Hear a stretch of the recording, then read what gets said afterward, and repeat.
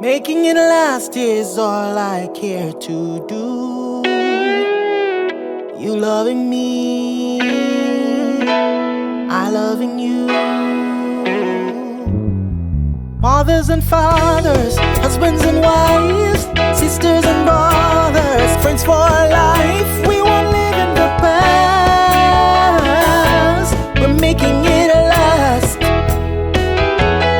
Mothers and fathers, sisters and brothers, friends forever. Welcome to part 2 of a two-part conversation on the silent suffering of mothers, shedding light on the stigma and shame surrounding mothers with PTSD. Do enjoy. Mothers, the nurturers. It's time for another conversation. Welcome to Make It Last podcast, where it's all about helping us to have better relationships, not just with ourselves, with other people. The silent suffering of mothers, shedding light on the stigma and shame surrounding mothers with PTSD. And to unpack that this time around is Dr. Brown-Earle.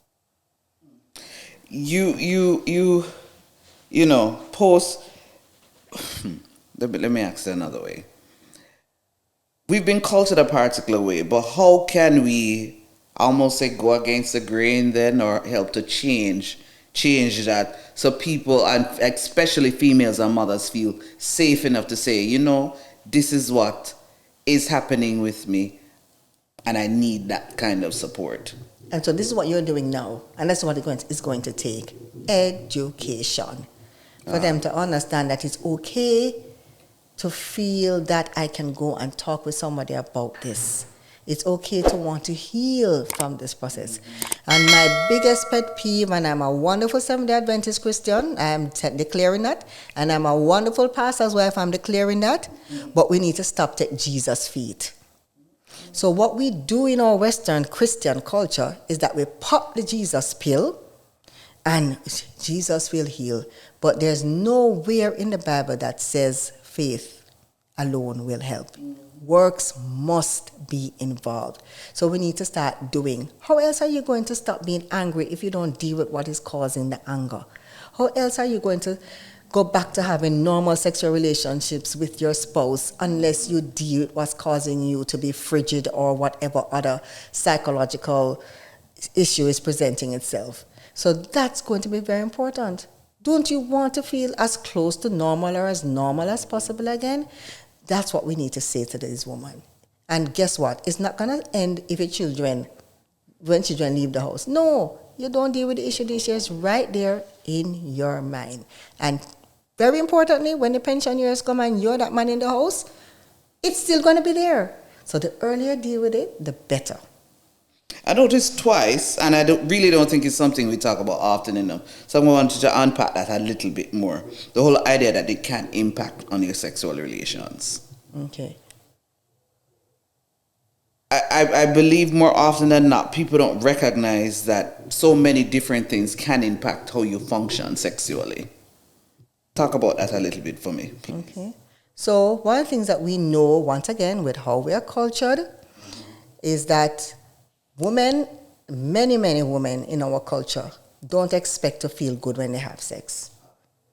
All right? It's not something that, and then many of the men, their role is to simply give, donate, whatever it is. So that whole excitement thing before, during, and after is not a part of our common culture. Okay? Some people think that if they watch porn, that's it, and they'll get excited about that. But an intimate personal relationship, many of our couples don't have that. And the marriage and family specialists, you probably need to invite one of them to come and deal with that. Our marriage and family specialists tell us that all the time. So we will meet families, and I most of my family counseling is largely because a child has a problem or the children have a problem. But then when I'm doing the parents together, they're not sitting beside each other. They're not looking at each other in the session. So what is happening? You ask them to hold hand, and it's like grudgingly, because they've not been socialized to be politely intimate or caringly intimate. So imagine now when a traumatic episode occurs, who you want to touch you, especially if the trauma has to do with rape or a physical assault or a car accident where she doesn't feel as beautiful anymore and whatever. And if you never had the foundation, if you got bill on, nothing is almost impossible. So that is one of the things that will happen. There will be sexual dysfunction, psychological, physical, or whatever, if the foundation is not laid. So I want to tell my women out there, please, when you are dating, date. When you start to have sex, it must be an experience, not a little thing and drop off and gone. Because when trauma comes, then all of that will dissipate. I am thinking that somebody's going to listen and watch this and say, Dr. Brown-Earle, I understand what you're saying. I agree with what you're saying.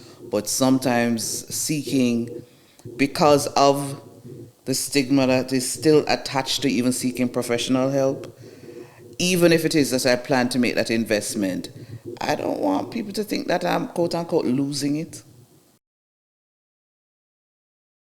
Ask themselves, what are the odds that I'm going to lose it if I'm not functioning well? So you have to think as an investment in yourself. So we have to say to a woman who are dealing with the post-PTSD, when you put on the makeup, when you put on the expensive shoes, and God forbid the $20,000 dresses that I'm hearing that the women are buying now, has the trauma disappeared? No, it has not. So think about that now. Wear your good frock and your good clothes and invest that money in getting your mind cleared and cleaned up. That is what is going to be important. What can we do to continue the conversation or widen the conversation for people to recognize that just as how you will invest the money in going to the gym, because beginning of the year and everybody's, I want to, start looking a particular way, but yet we still not prepared to make that investment in our mental health. Right. So once again, we want them to think, say, where do I want to be 2 weeks from now, 2 months from now, 2 years from now, as it relates to my mental health? Do I want to mask it and then it comes up in a supermarket where I have a nervous breakdown? Do I want to mask it and it presents itself when my daughter or son come home with a tragic situation and I don't deal with it well because I haven't dealt with my own mental health issues well? Do I want to mask it and then try to figure out why this man wants a divorce from me? So we have to think about it along that lines. And just for your own self-care, it's going to be important. Yeah. Hi, I'm Orlean Brown-Earle, child psychologist and family therapist. And I'm here discussing with Noreen Daly today the wonderful topic, mothers and post-traumatic stress disorder. This is so important for all of us to learn and share. We're going to be taking a break with a word from our partners. We'll soon return. Husbands and wives, sisters and brothers, friends for life. We won't live in the past. We're making it last. Mothers and fathers, sisters and brothers, friends forever. You can't live your best life without a healthy immune system. Boost your immune system the delicious way with Zappy's organic juices and punches. Made from local produce with zero added sugar, our juices cleanse and revitalize your body as they boost your natural immunity. Try our delicious flavors: Beat It, Berry Bomb, Get Fresh, Ton Up, and Island Splash. Find us on Instagram at Zappy's Organics or call or send a WhatsApp message at 1-876-779-8910 to order today. That's 1-876-779-8910. Zappy's Organic Juices and Punches. Live your best life today. For all your events such as educational forums, workshops, book launches, weddings, and more, contact Noreen Daly, the ultimate MC and event host. Visit noreendaly.com or follow her on Instagram at Noreen Daly Jam. Noreen Daly, creating long-lasting memories.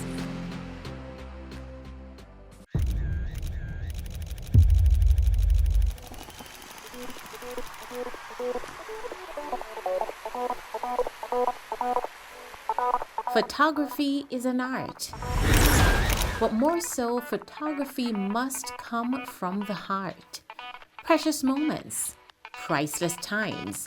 Take a pic and know it will turn out fine. BMC Photography JA. Beautiful moments captured. Let's go.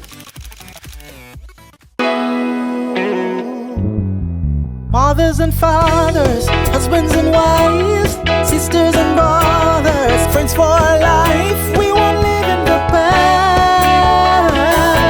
We're making it last.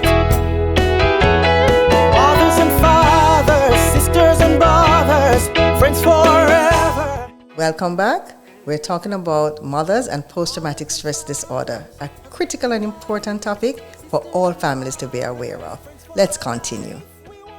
How can you tell if you are, and I'm specifically speaking to the mothers now. I'm trying to be strong for my family because I'm juggling a lot. How can I know that if I don't manage this process properly or correctly, I could really have a nervous breakdown? Okay, so you're starting to do some activities that are everyday activities and you start to feel tired. But you're not supposed to feel tired just washing the dishes. You're starting to do you're going to work and just driving down Spiritual Hill to go to the place of work. The road just doesn't look right. And every day you're going down is like a routine task that there's no sense of purpose anymore. And when you start feeling like that, when you start having physical palpitations and all physical things happening to you, you ate, but your stomach's still not working. You had a bath, but you're sweating and you smell bad and you can't figure out why. So many things are happening to you, but you're doing all the things that you're supposed to do. Then you know you need help. And the sooner you get help, the better, because we don't want the car accidents. Sometimes, many times little incidents occur in your everyday life and you wash this plate all the time, all of a sudden you slip out your hand and break. But you were doing all the right things, but where was your mind? What were you thinking about?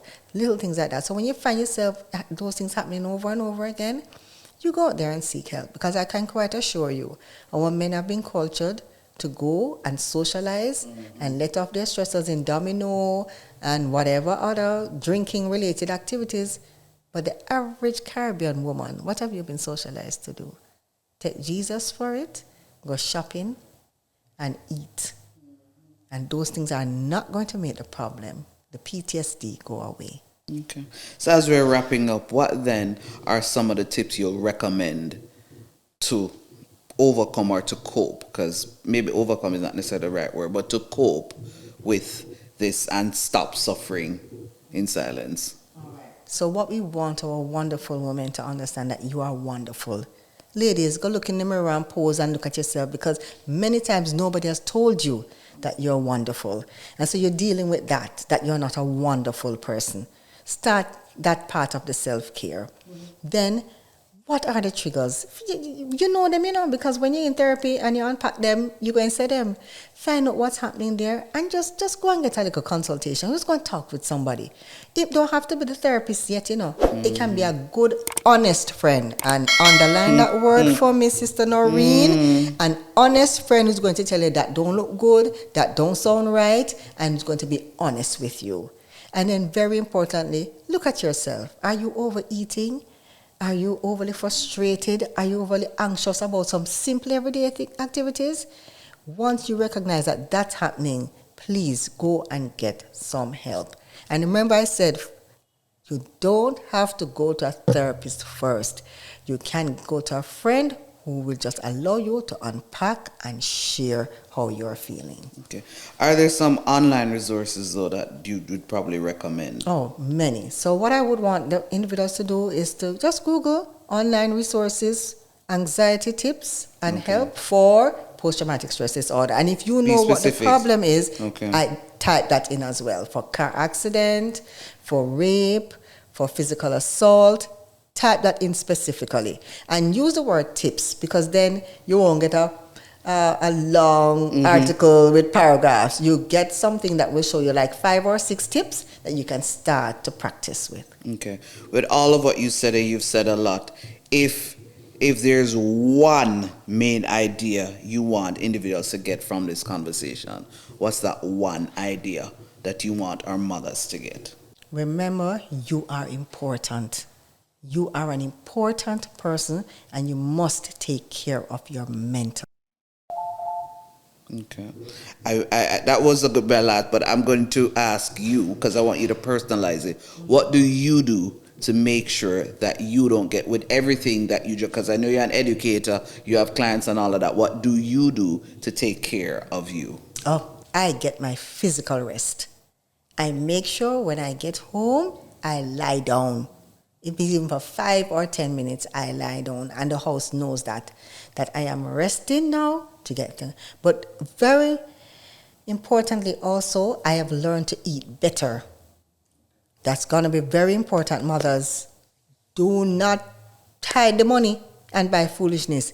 Eat well. It's better you have a banana with that potassium that you need than eat some of your child's cheese tricks. Okay? Your child shouldn't be eating that either. But eating properly as best as you can with what you have is going to be very important. Excellent note to end the conversation. Thank you so much for sharing, Dr. Orlean Brown-Earle. All right. Thank you very much, too. Have a wonderful evening. This was Making It Last podcast, where it's all about helping us to have better relationships, not just with ourselves, with other people. I'm Noreen Daly. Until next time. Mothers and fathers, husbands and wives, sisters and brothers, friends for life.